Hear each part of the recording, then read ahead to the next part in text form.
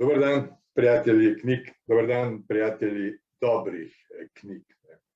Ne spomnim se v zadnjih 30 let, da bi gospa Vlasta Nussdorfer komu od mojih kolegov rekla ne.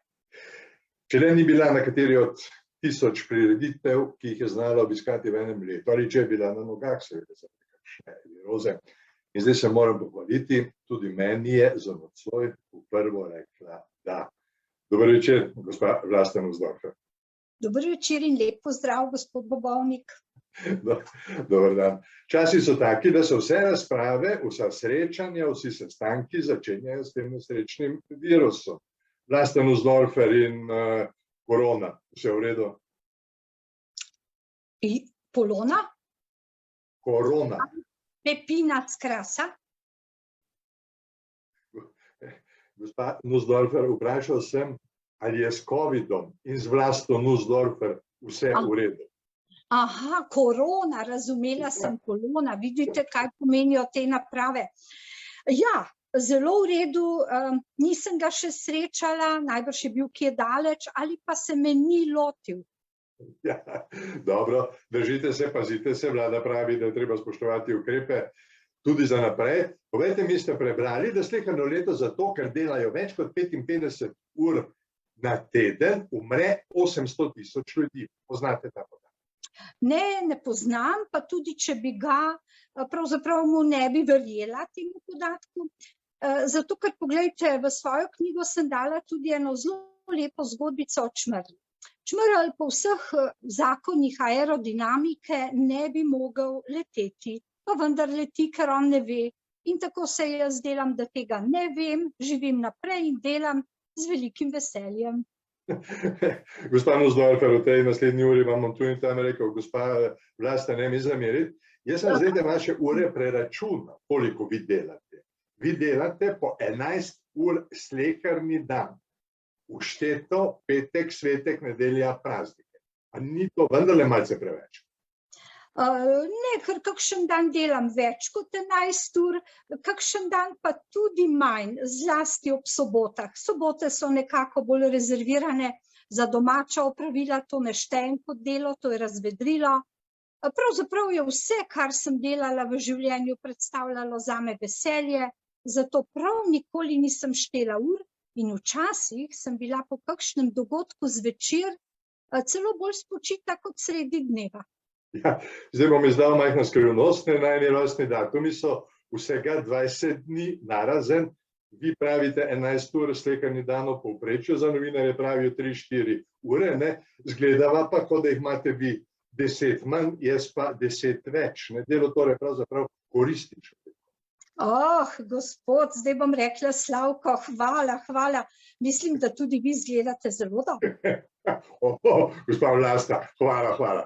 Narediva zdaj vaš portret v 1 minuti ali pa minuti in pol. O čem je sanjala Vlasta Nussdorfer pri 10 letih? Zdi se mi, da nisem še sanjala takrat o čem velikem. Spominjam se predvsem izložb v mestu. Bila sem majhna deklica, torej, če sem imela 10 let, kaj več ali manj. Vedno pa sem gledala v izložbe in si želela, da bi komu drugemu kaj kupila, ne sebi. Ampak potem deklica postane mladenka, ki bi rada postala zdravnica, potem malo njiha, pravi, da bi bila novinarka, na koncu postane pravnica, tožilka. Ja, imate prav. Želela sem res postati zdravnica, kdo ne bi bil rad, igrali smo se igrice, zdravniki in pacienti, vendar se mi je zdelo tam preveč krvi. Potem sem si želela res pisati in biti novinarka, vpisala sem se kar na 2 fakulteti, a kmalu opustila novinarstvo in se posvetila pravu. Kako sem prišla na tožilstvo, pa je res čisto naključje. Poglejte, a ste kdaj v vaši desetletja dolgi karieri v sodni dvorani videli in slišali otroka, ki je vpil na sodnika ali na odvetnika? Zdaj, v kazenskem postopku so otroci tako imenovani mladoletniki od 14. do 18. leta. In če pomislim, ni nihče vpil, res pa, da ker morajo biti z njimi starši, so bili kdaj ti zelo glasni in so govorili, naš vendar ni kriv, zakaj ga preganjate, kam ga boste dali in povzdigovali glas. To je res. Ampak Vlasta Nussdorfer je vpila v sodni dvorani pri 10 letih. To pa res. Bila sem čisto majhna punčka v Kopru, stric me je peljal na sodišče, misleč, da sem tako pridna, kot se kaže. Zabičal mi je, da moram sedeti pri miru, vendar kar naenkrat se mi je zdelo, da stric kot sodnik nima prav nobene discipline, zato ker sta odvetnika se močno prerekala. Tako sem doživela kot otrok to njuno spopadanje. No in takrat sem skočila s klopi in zavpila: tišina v dvorani, ubogajte strica, ker je sodnik. In potem nikoli več nisem smela na sodišče, dokler nisem šla kot študentka in kasneje kot tožilka.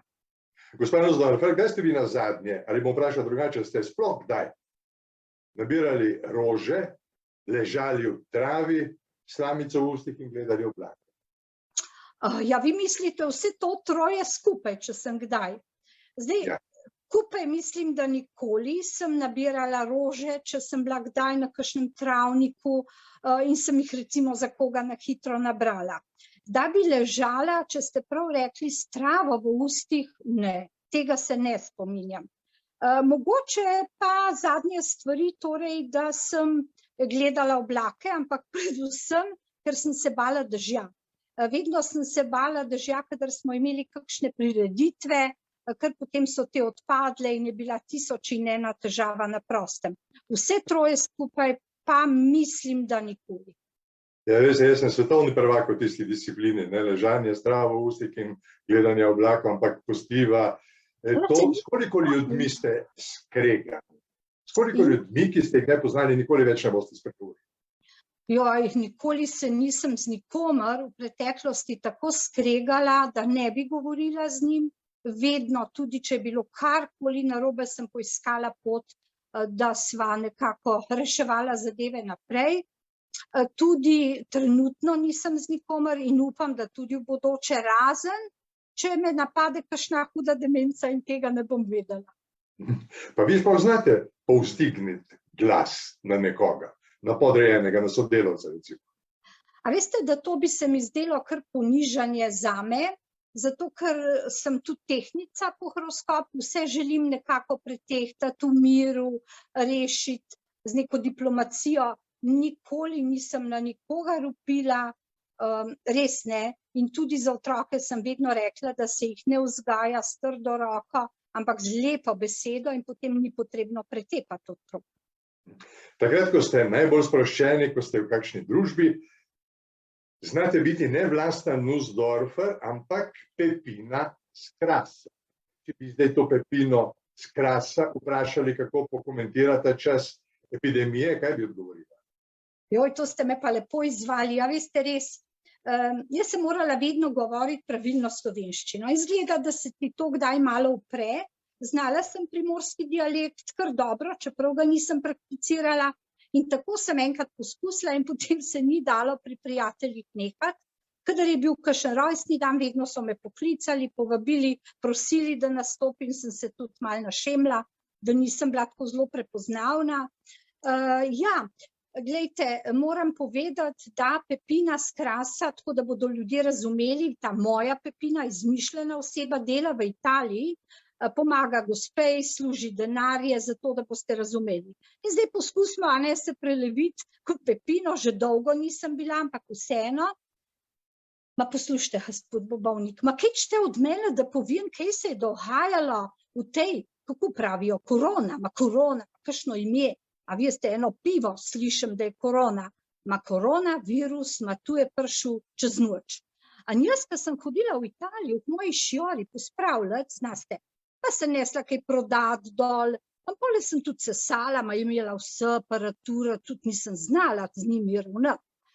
Sem šla dol in sem zaslužila, najprej liren, potem zdaj, zadnje čase, cajtem mi je dajala, pa tudi evra, ker se bolj tako moderni, Sem se hitro navadila na evra. Lani, kaj je bilo že eno leto, je mimo, pride virus.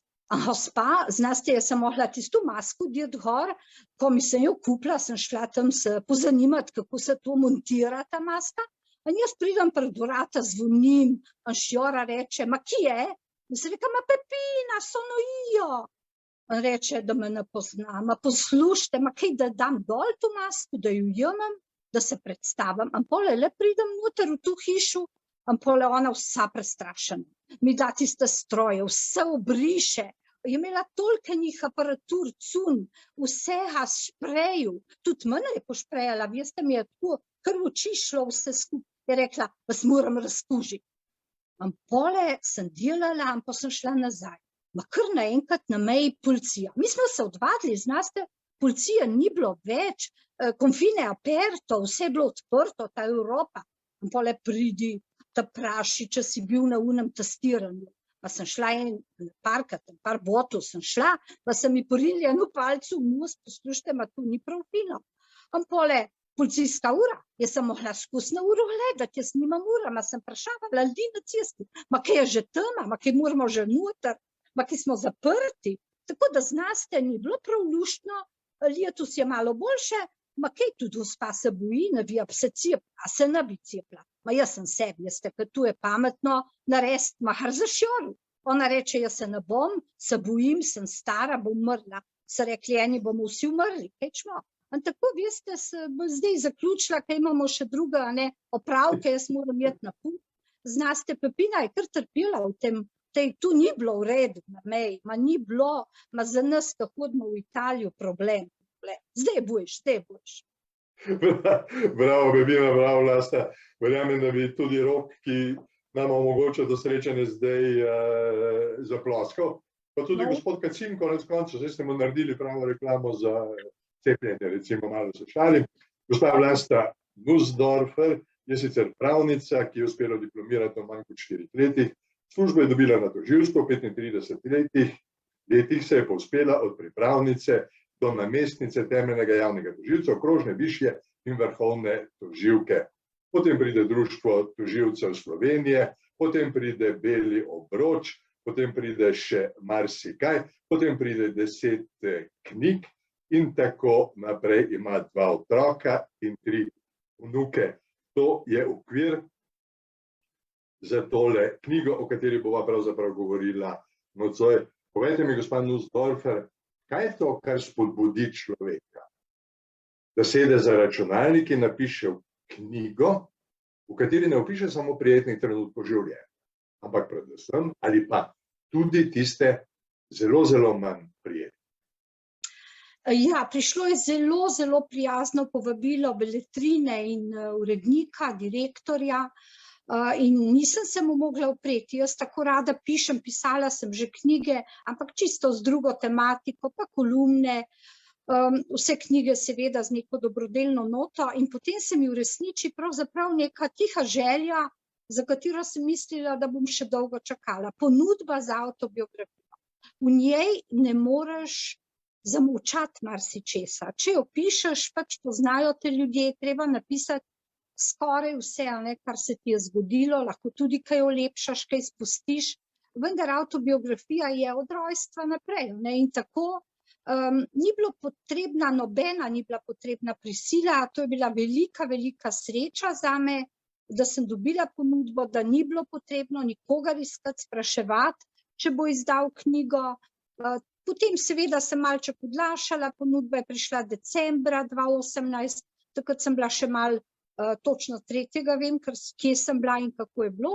No, in potem sem odlašala, ker sem končala mandat varuhinje, potem sem pa rekla tako, ti si človek nekih datumov, vedno si se morala ur držati in dnevov, in sem določila 11. julij, da začnem 2019 in 11. november, da je končam. In v 4 mesecih sem res veliko presedela za računalnikom in jo tudi napisala, potem smo jo pa kar tudi čez korono in sem hvaležna v tem delu koroni, ker mi je dala veliko prostega časa tudi, da sem lahko popravila, skrajšala, dobila urednico in tako je nastala knjiga. V knjigi so imena, pravzaprav je v knjigi veliko imen. Vam je kdo v takšnem ali drugačnem smislu zameril omembo v knjigi? Ne, mislim, no, glejte, lahko da intimno mi je, nihče mi ni povedal, da mi kaj zameri. Sem pa v tem času, odkar je knjiga zunaj, dobila veliko odzivov seveda takih, ki me ne poznajo, ki so bili zelo, zelo presenečeni nad vsebino mnogi, tudi nad mojim otroštvom, nad življenjem.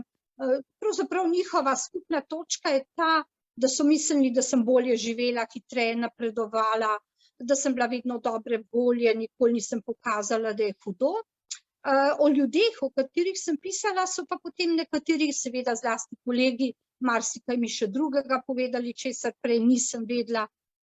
Ampak glejte, nič mi ni žal, jaz sem napisala tako, kot sem doživljala vse te ljudi, nisem nikomur niti več zamerila, tako kot sem prej rekla, vse odpuščam, bilo je kar dosti hudega, ampak vse se je končalo vedno dobro. 300 in nekaj strani obsega knjiga, so šle na njo vse zgodbice, vam jih je kaj ostalo? Ostalo. Tako da se pravzaprav zelo veselim tudi teh predstavitev, če bodo v knjižnicah odprte, da bodo ljudje lahko kaj vprašali, kaj ti zgodb, ki bi jih rada dala v knjigo, pa sem jih tudi marsikatero napisala, ampak bi bila predebela. Potem mogoče zgubi na pomenu, če je še toliko zgodb. Zgodb je na 1000, če veste, gospod Dobovnik. Tako je naneslo, da imate pravzaprav 2 mami. Ena vas je rodila, druga vas je vzgajala. Gospa Nussdorfer, je to travma ali privilegij? To je privilegij. Imela sem 2 čudoviti mami, tako naj rečem, čeprav je bila ena tista, ki me je res rodila, druga, ki me je vzela kot 2-letno punčko in vzgojila, tako da prve mame dolgo nisem poznala, ampak je bila tako čudovita, da nikoli tega ni zamerila. Bilo je pravzaprav nenavadno res moje življenje, a vendar zelo, zelo, zelo lepo otroštvo, ki ga najbrž, če bi imela samo eno mamo, ne bi doživela. Ampak vendarle se mi zdi, da je za otroka malce nenavadno to potovanje od ene do druge mame, od enega do drugega očeta. Seveda, v knjigi pravite, da ste karantene vajeni že iz tistih časov. Ja, zato ker sta bili 2 tako različni življenji. V Kopru zelo meščansko, v Batah pač podeželsko, več mi je bilo dopuščeno, v Kopru nekako sem bila bolj trdo vzgajana, ampak jaz sem se vsemu prilagodila in uživala vsak trenutek. Še najbolj torej kot otrok v Kopru, potem je bila ta selitev vseeno, ker sem imela že 11 let, skratka selitev, vendar vseeno malo težja. Ampak zato se tudi v življenju z lahkoto selim. Veste, meni ni problema, če bi mi kdo, seveda brez kakšnih težav finančnih ponudil, kaj drugega in lepega bi se preselila. Jaz se pravzaprav tudi hotelsko sobo, to je zanimivo, če kam pridem v trenutku, ko stopim v njo, jaz zložim vse v omare, kot da bi bila tam doma. Postavim kakšno slikco na nočno omarico, eni imajo kar vse v kovčku. Tudi če sem za 2 dni ali en večer, jaz imam kot dom, tudi tam in se hitro prilagodim in uživam. Prideva do tega vašega preseljevanja, potem za mladenko pride šola, ki je nikoli ne bo pozabila. Kaj je bilo tako nepozabnega na gimnaziju v Novi Gorici? A veste, da gimnazija je bila pa kar šok. Ne zato, ker bi imela kakšne težave, čeprav sem dobila, če ste prebrali, tudi prvi cvek v življenju in to takoj na začetku šolskega leta iz take kičaste odličnakinje, brez 4 praktično. Septembra vprašana, pojma nisem imela in dobila cvek, ampak je bil vpisan v majhno redovalnico in preden je ta profesor matematike sloviti Perne, ki nam je dal kar vsem na tisti strani cveke tisti dan, začel je z mano, ker sem bila vpisana v redovalnico, ne vem, 21 ali 23, rekel nam je kar teleta in je rekel, naj pride gor 21 hotele, jaz nisem vedela, da sem. No in tisti cvek me je malček res prizadel, malček bom rekla, zdelo se mi je, da sem prav zaznamovana, ko grem domov, vendar potem sem takoj dobila nekaj petic pri zgodovini slovenščini v ta veliko redovalnico in potem ni tako škodil tisti majčken cvek, ki sem ga hitro popravila. Ampak nasplošno, veste, je bila gimnazija pa kar stresna. Ne vem, vsi, ki so hodili v to novogoriško gimnazijo in so imeli ta 2 profesorja, naši bralci, bralke si lahko to natančno preberejo, kdo sta bila, oba nista bila domačina, en iz Kamnika, ena iz Ljubljane. so kar jamrali in tudi kdorkoli me kasneje po knjigi ustavil, je rekel, pa boljše nisi mogla vpisati gimnazije. Šlo je, ampak ni taka, da bi jo človek pozabil, čeprav pol na maturi sem imela 2 štyrki, 2 petki, bila sem res bolj za družboslovne predmete, pri matematiki kakšno 3, ampak on je rekel, da 5 ima Bog, 4 ima on, 3 pa mi te leta, pa nižje, ne, od 3. Tako da prav enostavno pa ni bilo za mojo mogoče tako nežno dušo. Prava katastrofa, ne celo 3, nepopisno. Ne. Pa vendarle potem punca odide iz Nove Gorice v Ljubljano, tudi zato, da bi zadihala, recimo temu, ta košarico uspešnemu bodočemu inženirju in se resno loti prava. Vam je bilo kdaj žal za to poklicno odločitev? Ne, nikoli. Mislim, da sem izbrala, mogoče je bila to sreča, ampak pravi študij zase. Pravzaprav celo življenje sem hvaležna, da sem se za to odločila, najbrž tudi zaradi strica, ki je bil sodnik, pa me je malo navduševal, no. Najbrž mi ni žal tudi, da nisem novinarka, čeprav sem pogosto premišljevala, kaj bi delala, kakšna novinarka bi bila, a raziskovalna ali bi kje delala na radiju, televiziji, ne vem, pri časopisu. Vendar ne, pravo mi je bilo pisano na kožo.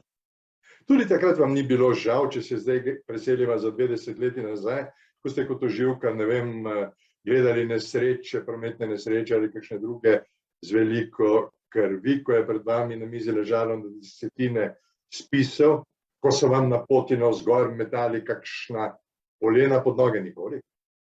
Ne, veste, zdaj razmišljam, torej, ko je vsega tega konc, ko sem knjigo napisala, pa še seveda v njej ne najhujših zgodb, nekaj ogledov teh nesreč sem res opisala, zdaj pa rečem, pa kako si to zmogla, če bi zdaj rekli, naj dežuram 24 ur, naj vstanem, ne vem, ob 1 ponoči, grem na cesto, si ogledam prometno, pridem ob 4 zjutraj domov, se stuširam, grem spet ob 6, 7 v službo, na obravnave, ne vem, ne bi zmogla. Ampak to je spet tisti čmrl, ki ne ve in kar leti.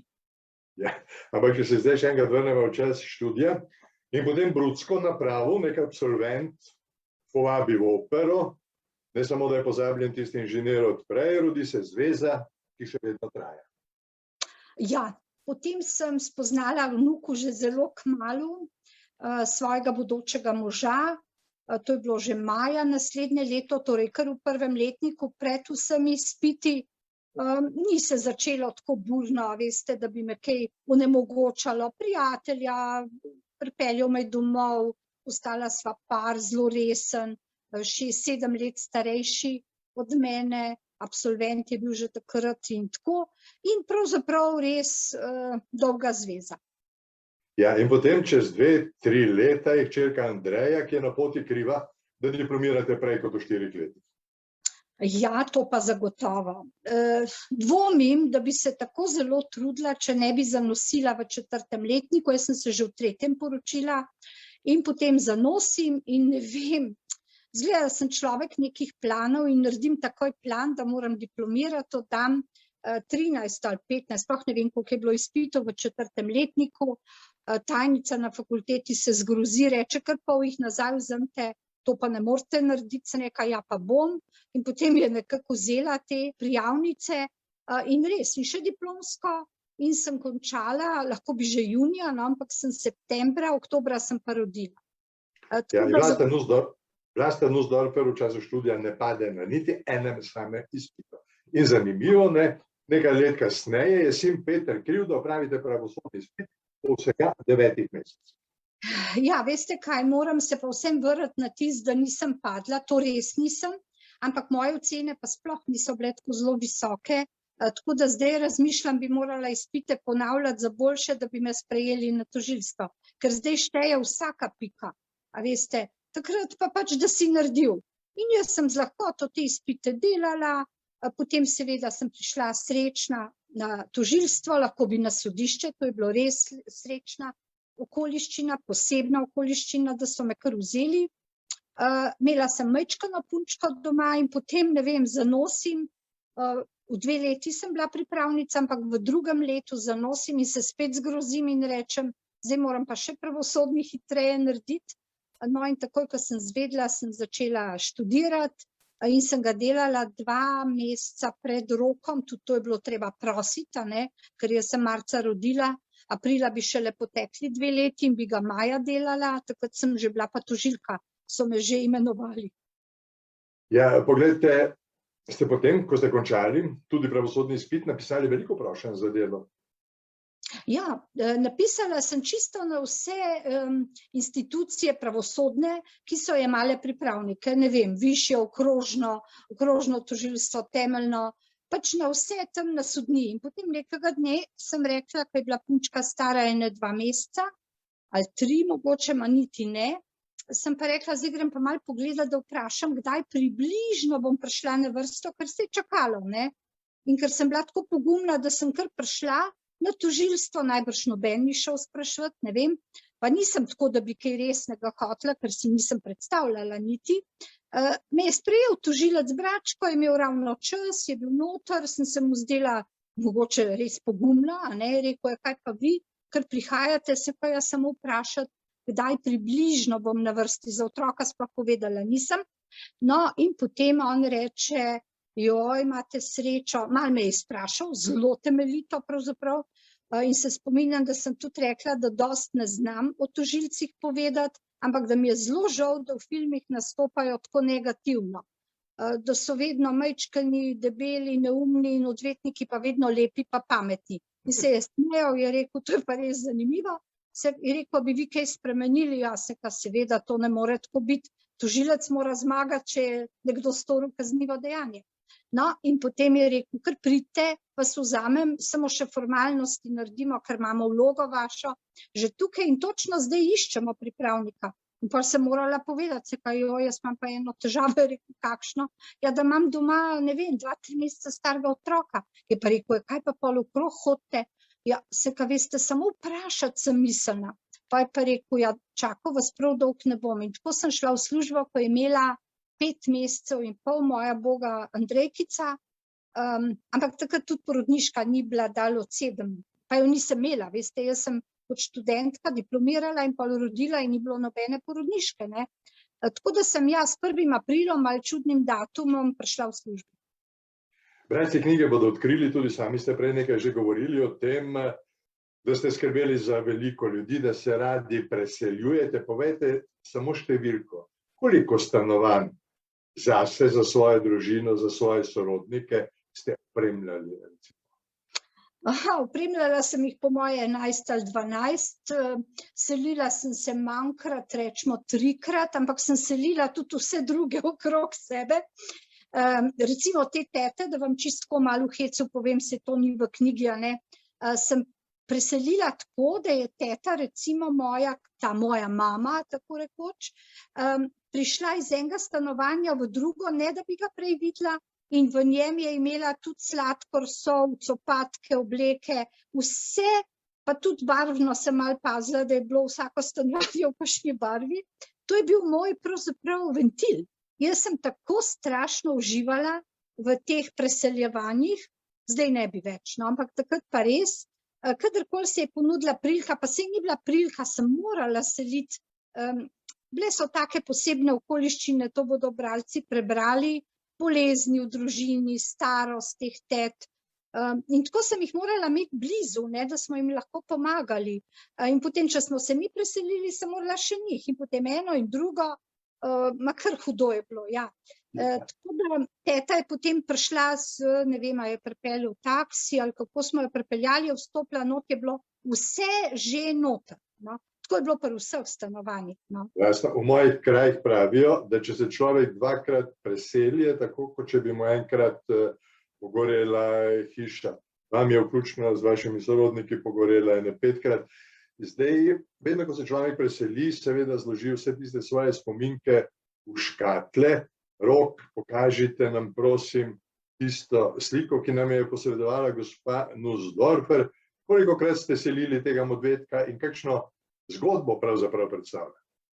Ja, veste, v enem izmed stanovanj, mislim, da druga selitev, sem se odločila, da napišem pisma vsem svojim prijateljem, jaz sem skozi pisala, takrat še po pošti. Vedno sem imela, še zdaj imam v denarnici znamke, No, in sem pisala vsem, da ne mi kupovati predmetov, pa veste, pa rutke, pa šali, pa ne vem kaj, kozarci, ampak ne mi vsak tisto leto ali pa naslednje, jaz sem to 2 leti, 3 zbirala, kupim ga majhnega medvedka, da ga bom jaz obesila na smrečico in tako bo do decembra vsi moji na tej smrečici viseli namesto okraskov. No, in seveda narod se je tega tako razveselil, da kamorkoli so šli, pa niso prinesli enega medvedka, ampak 3.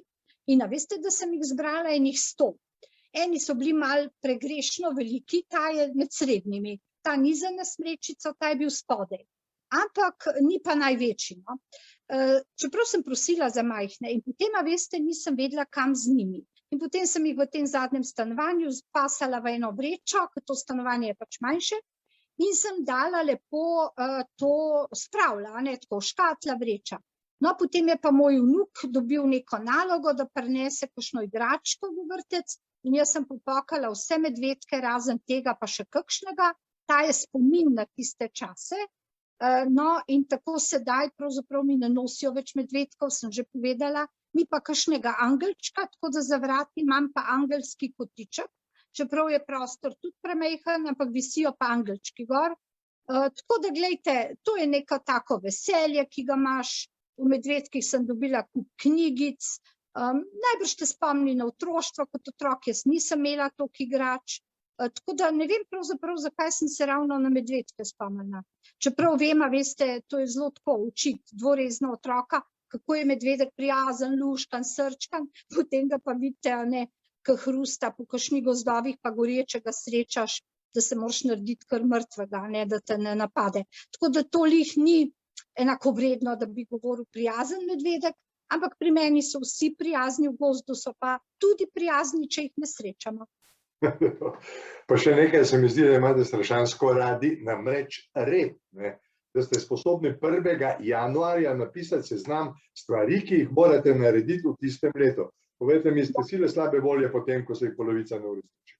Ne, sem zelo prilagodljiva, jaz sicer napišem seznam, ampak nisem tako, a veste, da bi recimo ne mogla spremeniti tega, če pride ugodna ponudba, če se nekaj spremeni, spremenim. Tako sem jaz, veste, tudi tisto leto, ko me je potem povabil predsednik Republike za varuhinjo, klical me je pravzaprav takoj po novem letu, jaz sem imela že napisano vse. Kdaj bodo dopusti, bila sem vrhovna tožilka, sem si splanirala leto. In potem se je to vse sesulo, ker sem postala 1. februarja varuhinja. Zdaj, jaz se trudim ne predstavljati knjigo, ampak predstaviti osebo, ki je to knjigo napisala, ampak vendarle, gospa Nussdorfer, ena stvar se mi je zelo globoko vtisnila v spomin, v male in velike možgane v tej vaši knjigi. Vsem nam je ostal v spominu tisti osamosvojitveni večer. Vznesenost, večer, ko so bile dovoljene sanje, vam je, gospa Nussdorfer, tisti večer odnesel marsikatere sanje. Ja, ta dogodek, torej zdaj bomo obeležili 30 let, a ne, mi ni ostal v takem spominu kot večini Slovencev, čeprav sem se ga izjemno veselila, ampak sva z možem šla na en sprehod in tam ga je pač fizično napadel zelo, zelo vinjen bivši zaposleni, ki ga je on kot pravnik v disciplinskem postopku pač spravil iz tega podjetja, začel je vpiti, razgrajati, se je prišla policija in na moža je to strašno slabo vplivalo. Najbrž v kombinaciji vojne, ki je nastopila drug dan, tisti večer je bil popolnoma sesut, tudi jaz, no, ampak ne tako kot on. A veste, da si na tak lep, prekrasen večer, rdeča preproga, vse napaden, tako da jaz te proslave nisem videla, samo posnetke in tudi te znane besede tedanjega predsednika, danes so dovoljene sanje, jutri je nov dan. Zame tiste sanje niso bile prav lepe, a ne. Naslednji dan je bila pa, kot veste, iz vojašnic odrli vojaki, vojska, tanki, no in to je na moža zelo, zelo, zelo slabo vplivalo in od takrat je on bolan in tudi še isto leto je bil invalidsko upokojen. Verjetno ni prav enostavno živeti 30-letja s hudo bolnim človekom. Ne, to je težka preizkušnja, ki pa da ljudem misliti, upam vsaj, no, da se da marsikaj prenesti, da imamo vsi neke zgodbe, da ne vemo, kaj nas doleti in da je treba to premagati. Nikoli, ampak res nikoli pa nisem želela biti pomilovanja vredna, neka žrtev, da bi rekli, se nasilja ni bilo, ne, nikoli. Ampak tudi bolezen, ne, da se nekomu smiliš, imeli smo res veliko težav. Ampak jaz sem nekako to jemala kot del življenja, drug del je služba. Glejte, mislim, da nikoli ljudem nisem dala vedeti, da je karkoli narobe, sem pa veliko vedela o težavah ljudi na vseh področjih in zato sem jim z lahkoto svetovala. Zaupajte, nam pomaga pri takšnih in mnogih drugih rečeh jok. Se mi zdi, da v knjigi nekajkrat zapišete, jokala sem. Ja, jokala sem kar nekajkrat, ampak predvsem je bilo to povezano, ni bilo z moževo boleznijo, takrat nisem jokala, moraš biti močen, ampak imeli smo pač nekaj težav v družini, otroci, vnuki, naj si ljudje preberejo v knjigi, takrat mi pa res ni bilo lahko, ko nečesa ne moreš in ne moreš spremeniti, pa bi rad. Celo življenje, vsa ta vaša desetletja, kolikor vas poznam, ste pravzaprav na očeh javnosti, mnogo vaših aktivnosti so mediji nenehno spremljali. Se dobro počutite v soju žarometov, rečemo? Zelo različno. Glejte, jaz sem vedno rekla, da si želim še najbolj iti v majhne kraje k ljudem, kjer ni rdečih preprog, kjer ni žarometov, kjer so bile najlepše proslave iz srca. Jaz sem se udeležila tega veliko. Marsikdo mi je rekel, no, tudi kakšna tajnica, pa kaj v tak majčken kraj greste, sej ni potrebe. Jaz sem šla zelo rada, tako da tam ni bilo ponavadi niti novinarjev, kakšen lokalni, ni mi toliko pomenila ta slava, res pa je, to moram povedati, da če jaz se ne bi ukvarjala z mediji, če ne bi šla v vsako oddajo, če ne bi odgovorila na vsako vprašanje medija, takrat, ko sem vodila Beli obroč, mi ne bi bili prepoznavni. In če ti nisi prepoznaven, se te noben ne spomni, da da kakšen evro za žrtve. Ti moraš biti v medijih.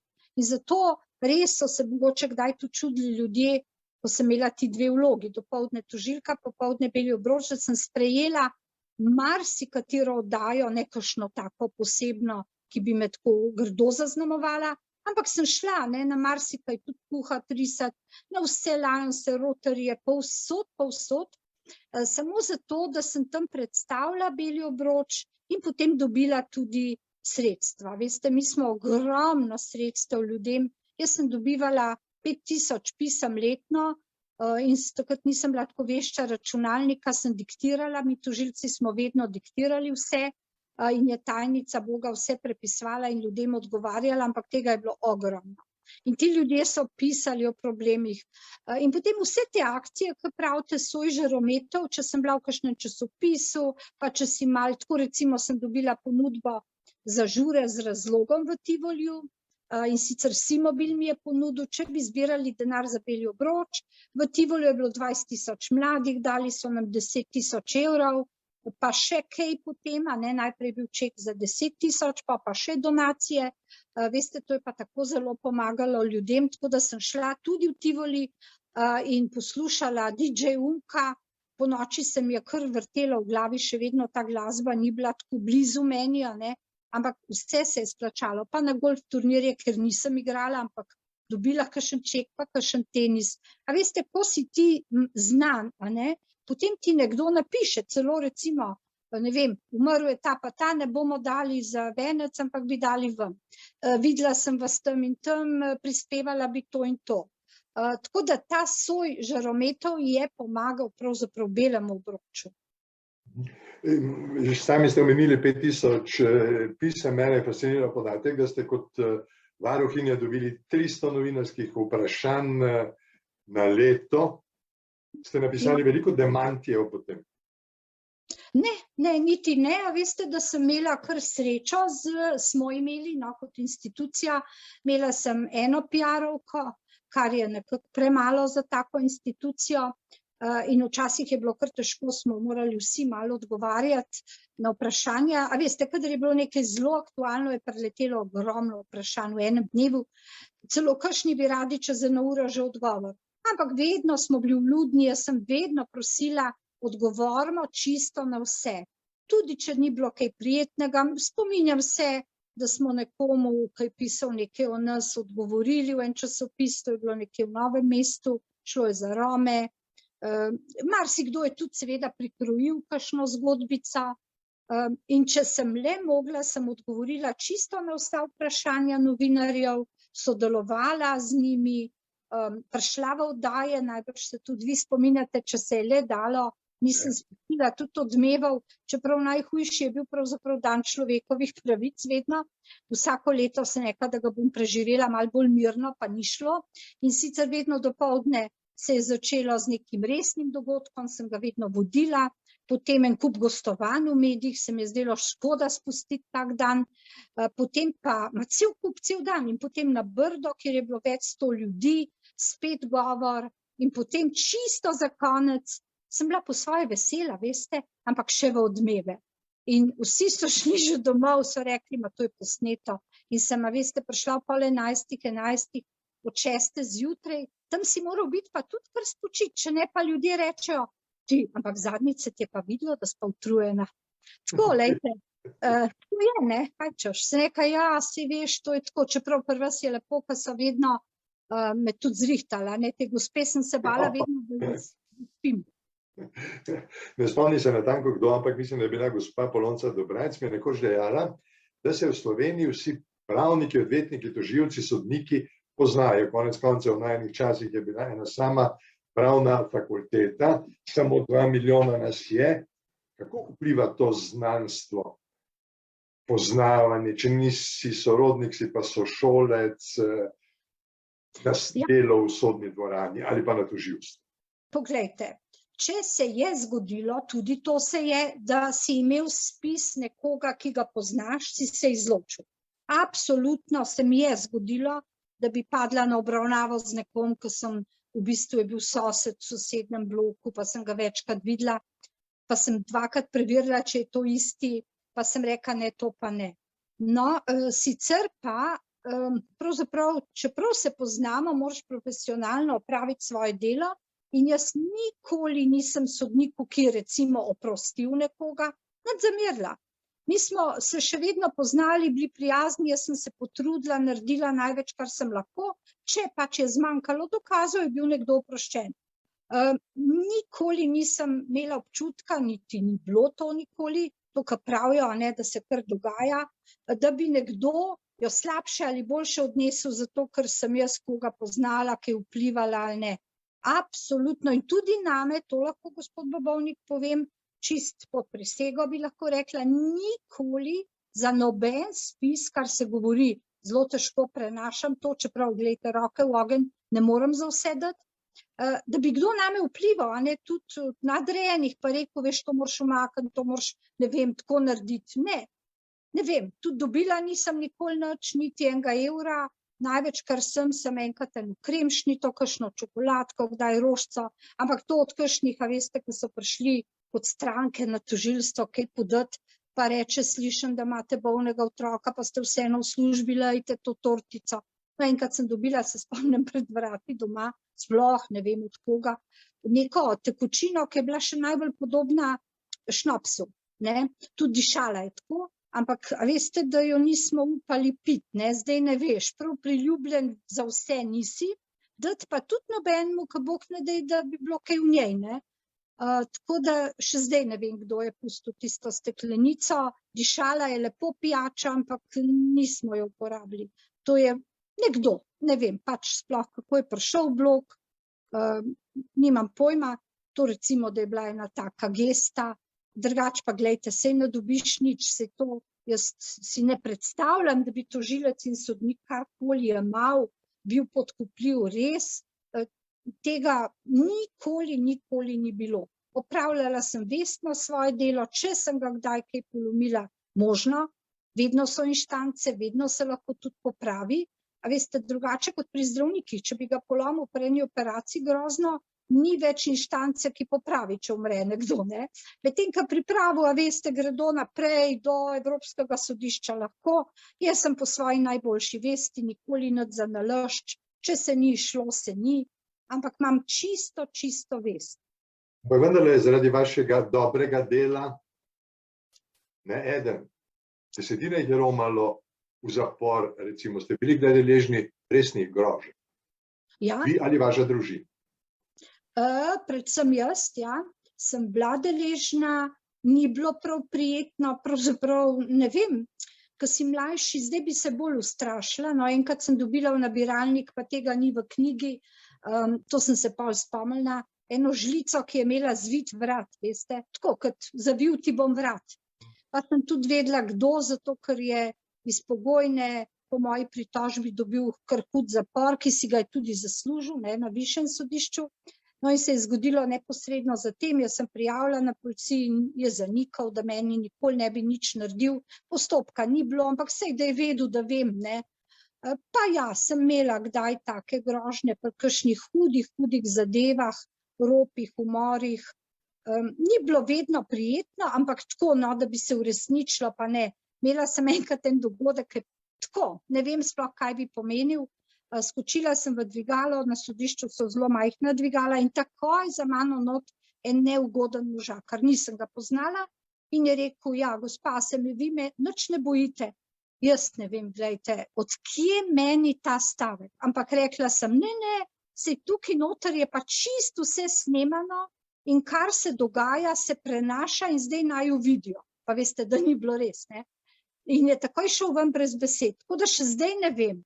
A je prišel zaradi mene, a me je provociral, ne bi kaj naredil, ma ne vem. Dvigalo je bilo pa res obupno majhno in se nisem počutila dobro, ampak ga nisem poznala, no, tako da gledajte, se vseh si ne moreš niti zapomniti.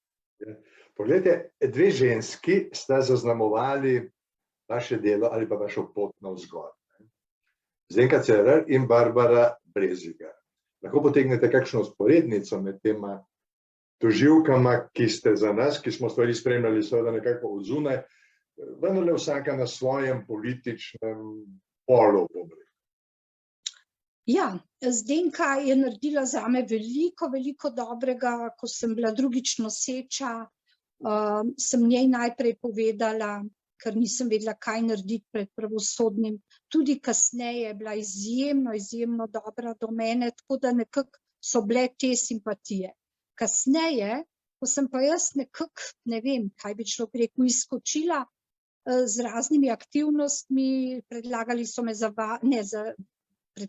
predsednico društva tožilskega, takrat je pa jaz mislim, no, malček ženska ljubosumnosti, takrat ni bilo vse prijetno in tudi fer, ne, ampak glejte, to je služba, ne moreš biti totalno in vseh letih vsem všeč, takrat me je omejevala. Ampak nekako sem zvozila. Težje je bilo pa pri Brezigarjevi, ki pa je nam večini, no, tožilcev že od začetka iz ljubljanskega tožilstva, ona je imela en krog svojih sodelavk, prijatelj, kolegic, so bile malo boljše njej prijateljice, je pa bolj odkrito recimo kazala te nesimpatije in sem imela, no, kasneje več težav, predvsem pri teh medijskih nastopih pa težave, a beli obroč lahko delam poleg tožilstva ali ne, prej je bilo vse v redu, ker Zdenka Cerar je celo bila v izvršnem odboru in tudi drugi tožilci tega društva in tam ni bilo tako, ampak pozneje pa sem imela težave, predvsem, da sem vedno znova dokazovala, da če me povabite v kakšno oddajo mediji, potem mora strogo pod mano pisati beli obroč, nikakor ne tožilka. Jaz sem vedno trepetala, se bala, zagovarjala, tako da glejte, če ne bi bila dovolj močna, bi takrat najbrž beli obroč raj kar pustila, no, in rekla, dost imam, ne morem več, to ne gre. Zdaj pa kolegi pa tudi, si veste, tisto pretirano dela si mislijo, ma saj si je sama kriva, ne, če toliko dela, delala bi služba pa mir, ne. Tako da Ja, bilo je veliko hudega, napisala sem v knjigi, ampak pravzaprav obe sta bili pa dobri tožilki. Glejte, tu pa ni dileme. Zdenka Cerar, sposobna, tako zelo prijazna tudi do vse administracije, rekli smo ji mama, Barbara Brezigar, izjemno sposobna tožilka, tu ni dileme, lejte, pridna, delovna, vse. To je nekaj očitati, ampak jaz mislim, da pri vseh ženskah, ki sem jih imela okrog sebe, z moškimi nikoli težav, ko je bil Mazi namestnik generalnega tožilca, začasni vodja tožilstva, je bil izjemen, me je poklical in rekel, Vlasta, od danes dalje, ko sem jaz šef tožilstva, ti ni treba za noben nastop v medijih vprašati, vedno greš, kamor hočeš, govoriš, kar hočeš, ti si naš ponos. Jaz sem mislila, da sanjam.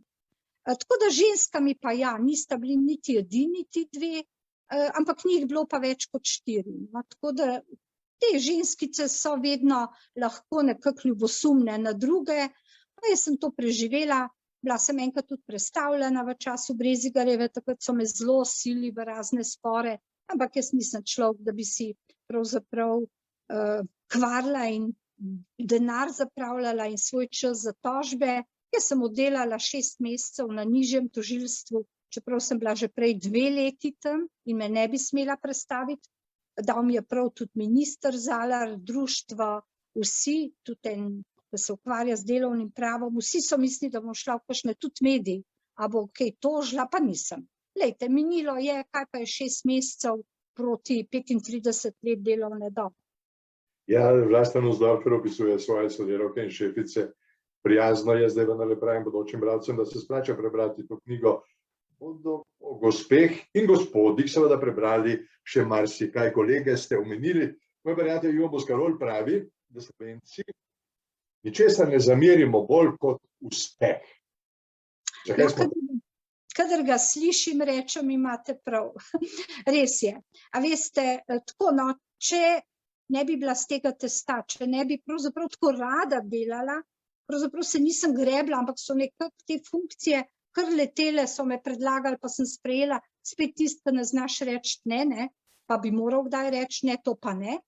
No, in pravzaprav sem imela ja za to težave. Če bi bila pridna, delovna, norma, vse naredila, pa nič drugega, bi do penzije lepo prišla, mnogo manj stresno, no, to pa lahko priznam. Ampak varuhinja ste ravno zato, ker so vas podpirali ljudje, želeli postati že en mandat prej, ko ste potem v resnici postali, pa se tisto v prvo ni šlo. Pa sem bila zelo vesela pozneje, takrat ne. Takrat so me res ljudje kar pisali so Drnovškom, a veste, to je bilo toliko pisem, da jih ne moreš prešteti, no. Jaz sem z tega kar eno knjigo naredila, zdaj, ko sem prišla k predsedniku, so povedali, da je bilo teh še več, ne vem koliko pisem, nisem jih videla, no, ampak da jih je bilo ogromno, direktno k Drnovšku, niti ne meni. In nekako se mi je zdelo, da sem ena ljudska varuhinja in potem sem bila ja zelo razočarana, porabila sem veliko pravzaprav časa za medije, da sem jim odgovarjala na dopustu, denar, čas, vse, ko sem bila na lošnju. Potem pa nisem postala, ampak kasneje sem ugotovila, vse se zgodi z namenom in to je bilo enkratno, zato ker če bi takrat postala tako zgodaj, drugega mandata najbrž ne bi ponovila, ne, dvomim, še nobenega ni. Potem bi se morala na tožilstvo vrniti, ker ne bi imela pogojev za penzijo, tako sem bila pa kasneje varuhinja, z več znanja, medtem sem postala še vrhovna, ker je toliko 6 let minilo, ne. In pravzaprav mi je šlo vse na roke in sem bila hvaležna čisto vsem, ki so mi onemogočili, da takrat postanem prvič varuhinja. Ja, ampak vas moram vprašati, zakaj pa niste postali ministrica, ne? Bili ste v vladi v senci, rečemo temu, gospoda Pahorja, takrat, ko se je pripravljal na prevzem vlade, potem je dobil na volitvah, ampak Vlasta Nussdorfer ne postane notranja ministrica. Ne. A veste, ko me je poklical, sem spet rekla, ja, ker je rekel, da gre za strokovno funkcijo. Bila sem sicer zelo presenečena, sem mislila, da bi saj pravosodje, ne pa notranje zadeve, ampak tožilci, a ne pa policija nekako gre skupaj. In sem vedela že prvi dan, da če bi slučajno zmagal, in tudi je leta 2008, potem ne bom tega sprejela. ampak se mi je zdelo pa za domače razmere, pa tako veste zanimivo, vi si ne morete misliti, res ne, to je bilo vredno doživeti, kako so se nekateri spremenili v trenutku, ko sem bila kandidatka. Nekateri so rekli, pa kaj ti je to treba, pa misliš res biti. Drugi pa prijazni, fini, in sem kar malček uživala, čeprav on je zmagal. Jaz se še spomnim vas, gospod Bobovnik, da ste razglašali, ne vem pa, kdo je bila ženska predstavnica na odru, ko ste v tej hiši SD-ja rezultate. Jaz nisem imela s politiko pojma in nisem vedela, kako se to ob 7 ali kdaj zvečer, ko so rezultati, so povedali, da je zmagal. In takrat me je resno zaskrbelo in sem rekla, joja, se boš sploh rešila zdaj funkcije. No, ampak sem Pahorju kar pismo napisala, zato ker sem malo močnejša v pisanju, tako bi me mogoče še kaj prepričal. No, in sem rekla, da ne, da nimam ambicij, on bo moral koalicijo sestaviti in potem jo je res, ne, kot vemo, z LDS-om in Zaresom in je postala Kresalova ministrica za notranje zadeve. On se ni nič pol sekiral, po moje bil še zadovoljen. Jaz sem pa malo videla, kako zgleda, sem pisala program, kako zgleda en tak ministerski program in kako koalicijska pogodba se sestavlja. Veste, tega ne bi nikoli doživela, če ne bi takrat sprejela. Bilo je pa kratek čas. Mislim, da je to vlado predstavil 30. meseca avgusta, ker naslednji dan sem morala na ta DJ Umek v Tivoli, je bilo še zelo nerodno, da si kandidatka. No, in potem je pa novembra, najbrž so bile, ne, bomo rekli, volitve, tako da je šlo zelo hitro. Zelo lep izziv, brez posledic. Ja, ko ravno omenjate gospoda Pahorja, pripravili smo en posnetek, ki ga vi seveda poznate, velika večina poslušalcev pa ne. Tole bo zdaj Rok, če pripravite, prosim, posnetek, še eno mnenje o pravnici Vlasti Nussdorfer. Če bi me obsodili na smrt, bi si želel, da me s tem seznani Vlasta Nussdorfer. Ona bi to povedala tako lepo, prijazno, z dobroto, da bi bil srečen, da me je to doletelo. Moj gospod Bobovnik, veste, kakšen šok je bil to zame.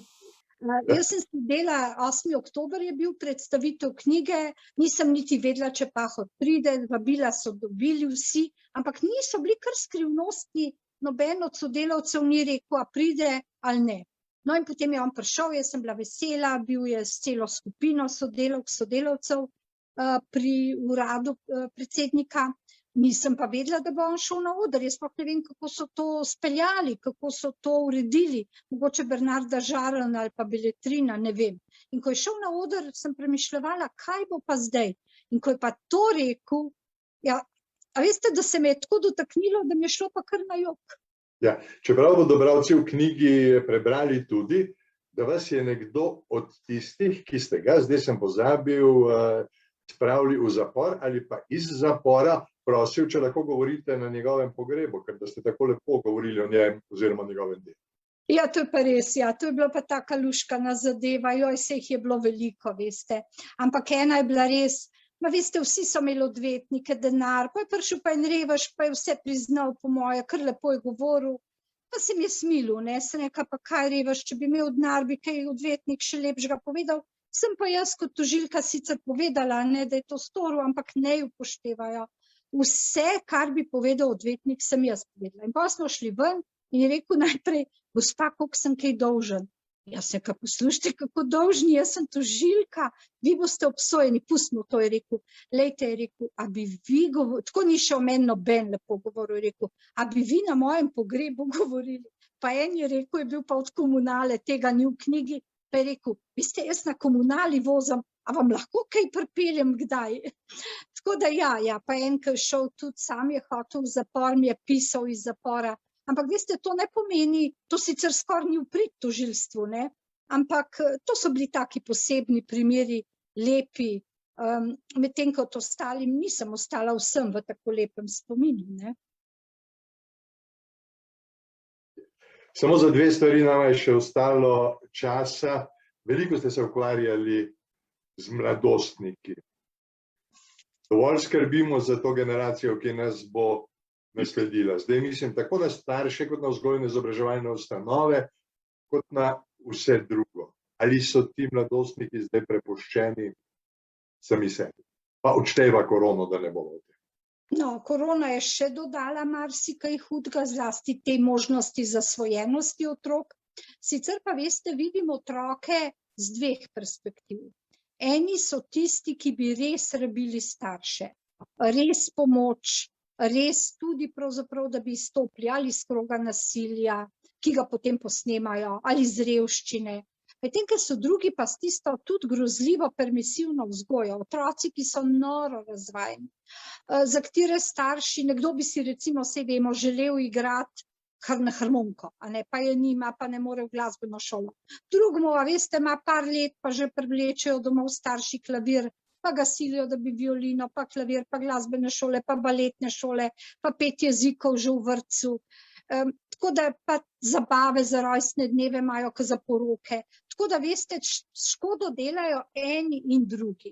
In zato toliko računam na šolo, ki mora biti tudi vzgojna institucija in ki mora tiste, ki so ali pretirano pravzaprav vatki, ali pa tiste, ki so revčki, videti, slišati in pomagati. Veste, življenje je polno preizkušenj in otrok, ki raste v okolju, kjer vse zanj naredijo starši, ne pozna padca, se ne zna pobrati, tudi ne bo dobro speljal v življenju. Prav tako pa tudi ne tisti otrok, ki tako zelo trpi ob starših, ki nima pravzaprav osnovnih pogojev za zdrav razvoj. Tako da mislim, da bi morali videti, in jaz vedno rečem učiteljem v šolah, kadar sem predavala, zdaj korona nam je 1 leto vzela, vedno in staršem, poglejte na tiste, ki kličejo na pomoč, ki so drugačni. Ne si reči, se bo šel drugo leto v drug razred. Ta otrok vas rabi. Ja, poglejte, gospod Nussdorfer, v vašem mandatu varuhinje smo dobili celo svet za odziv na sovražni govor. Ampak, ko danes odprete Twitter, Facebook, da ne naštevam naprej, je to eno samo zmerjanje, žaljenje, laganje, da ne naštevam naprej. A smo Slovenci res tako frustrirani, res nosimo toliko neke prekrite jeze v sebi, da potem to pod plaščem anonimnosti zbruhamo na splet? Jaz sem ravno danes napisala eno kolumno za Jusinfo o slavi, o marsičem, in tudi to napisala, da pravzaprav bi si kar želela, da bi kakšen dan ukinili vse te medije, ki so sodobni, torej Twitter, Instagram, da pravzaprav bi morali ljudje v živo povedati to, kar mislijo, ne pa napisati. Mene je strah teh anonimnih piscev. Ljudi, ki pravzaprav ne veš, kdo so, žalijo vse vprek, pišejo o ljudeh stvari, za katere marsikdo misli, da so resnične, pa morda niso, ne vem, preveriti ne moreš, demantirati ne moreš, kdo ti bo verjel. Prav v zadnjem času pa res opažam to razklanost, ki pa jo seveda tudi pogojuje politika, stanje, namesto ob 30-letnici, da bi rekli, spet se bomo vrnili v čase enotnosti, skupaj naredili, premagali krizo. Kriza korona je prinesla marsikaj hudega in tukaj ni časa za odlašanje in za kreganje, tu moramo biti konstruktivni.